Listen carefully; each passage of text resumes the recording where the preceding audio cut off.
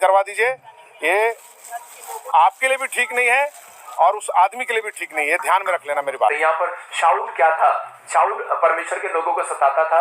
तो उस समय क्या हो गया कि यीशु मसीह ने डायरेक्ट उसको दर्शन दिया और उसको कहा कि शाऊल तू मुझे क्यों सताता है? बोलता है मैं नहीं सता रहा परमेश्वर तुझे, लेकिन प्रभु ने कहा कि तू मेरे लोगों को सता रहा है। किनको? जो प्रार्थनाएं करते हैं, जो मेरे नाम को लेते हैं। तो उसी समय क्या हो गया कि वो 3 दिन के लिए अंधा हो गया।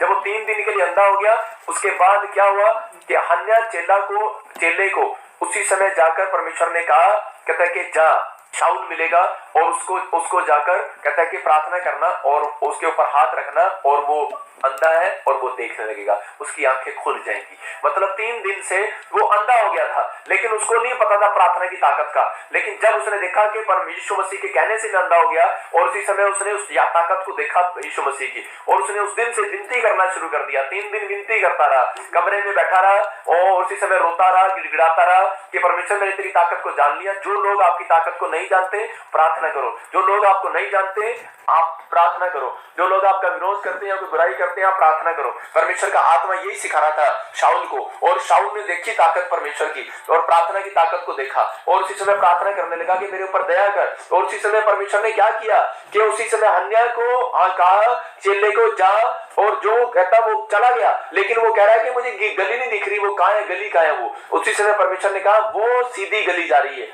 कहता है कि जो प्रार्थना कर रहा है, उस घर में प्रार्थना कर रहा है, वो सीधी गली जा रही है। तो आज इस बात से समझना, कहता है कि आप भी समझो, प्रेरितों के 9 के 10 को जब हम पढ़ते हैं तो उसमें क्लियर लिखा, कह रहा वो सीधी गली जाती है डायरेक्ट। कहता है जहां प्रार्थना हो रही है, इसका मतलब जहां प्रार्थना होती है जिस घर में, वो स्वर्ग समान है घर। कहता है जब प्रार्थना करते हैं आप तो उसी समय परमेश्वर के स्वर्गदूत आते हैं और वो स्वर्गदूतों को रास्ता दिखाते हैं। कहता है उस घर में सीधे बिल्कुल आपका सीधी गली में स्वर्गदूत खड़े दिखाई देंगे। कहता है उस गली में आपको रास्ता नजर आएगा, आपके बिजनेस का रास्ता नजर आएगा, आपके कर्जा उतारने का रास्ता नजर आएगा, धन का रास्ता नजर आएगा, आपके लिए हर गली खुलेगी। अभी गली बंद लग रही है आपको, लेकिन जब आप प्रार्थना करेंगे, क्यों? क्योंकि क्लियर कर दिया परमेश्वर ने इस वचन में कि वो कह रहा है कि जैसे ही कह रहा है कि जब आप प्रार्थना करेंगे तो ये गली सीधी जाएगी। कहता है सीधी जाएगी बिल्कुल। कहता है कहा? कहता है उस घर में जा, चंगाई का घर है। कहता है कि उस घर में जा और सीधा चंगाई लेकर आ। अगर आज तक चंगाई नहीं मिली तो प्रार्थना करो, आपकी गली सीधी होने वाली है। स्वर्गदूतों के लिए आप गली टेढ़ी ना करो, वो आते हैं रोज। जब आप प्रार्थना करते हैं, मुंह खोलते हैं, लेकिन आप ढीले हो जाते हैं, सूख जाते हैं, तो शैतान आ जाता है। लेकिन यहाँ पर स्वर्गदूत आए हुए और उसी समय वो कह रहा है कि आप गली नहीं दिख रही, टेढ़ा ना करो। कहता है एक दिन प्रार्थना करी, एक टाइम करी, मम्मी सवेरे कर ली थी, शाम को नहीं करनी प्रार्थना, मैंने सवेरे कर तो ली, मैंने एक बार बाइबल पढ़ तो लिया, शाम को नहीं करनी, तो उसी समय क्या होगा, गली टेढ़ी हो जाएगी।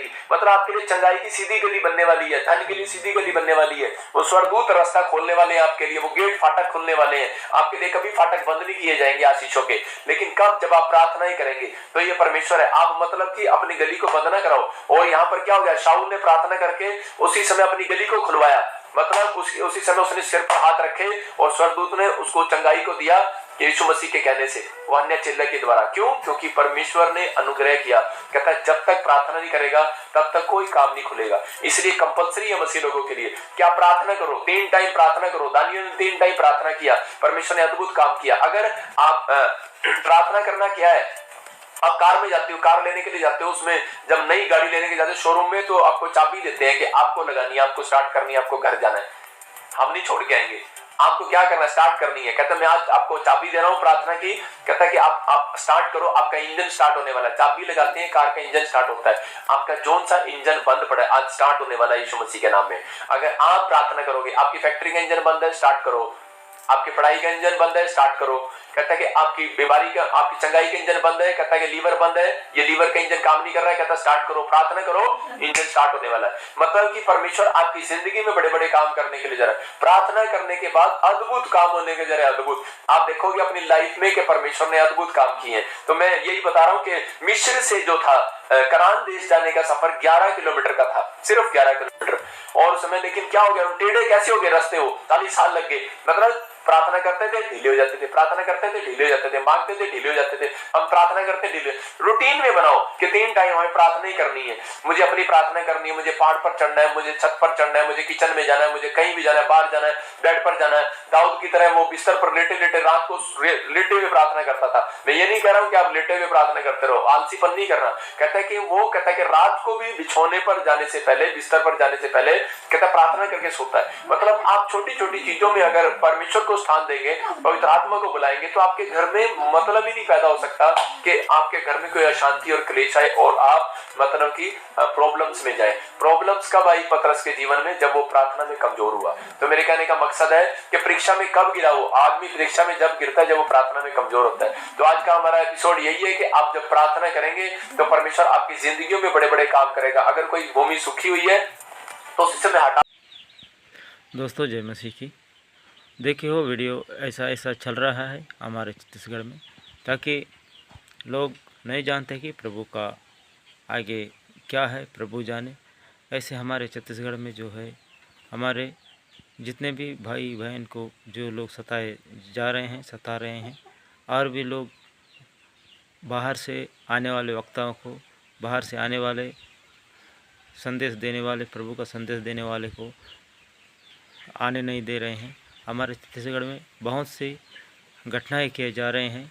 ऐसे लोगों के लिए हम लोगों को प्रार्थना करना जरूरी है, ताकि प्रभु यीशु मसीह ही हमको बचाएगा। ताकि हर तरफ से मतलब फंसा के बिना गुनाह के कारण फंसाए जाते हैं लोग। हमारे छत्तीसगढ़ में बहुत से परेशान हैं। ऐसे लोगों के लिए हमको प्रार्थना करना है। मेरे मसीह भाई बहन सब लोग ये वीडियो देखिए और शेयर करें, ताकि पास्टर बजिंदर सिंह साहब के लिए और आगे भी प्रभु का कार्य पूरा होने पाए, ये हमारी विनती है। और जो जितने भी इस चैनल को पहली बार देख रहे हो तो सब्सक्राइब करना।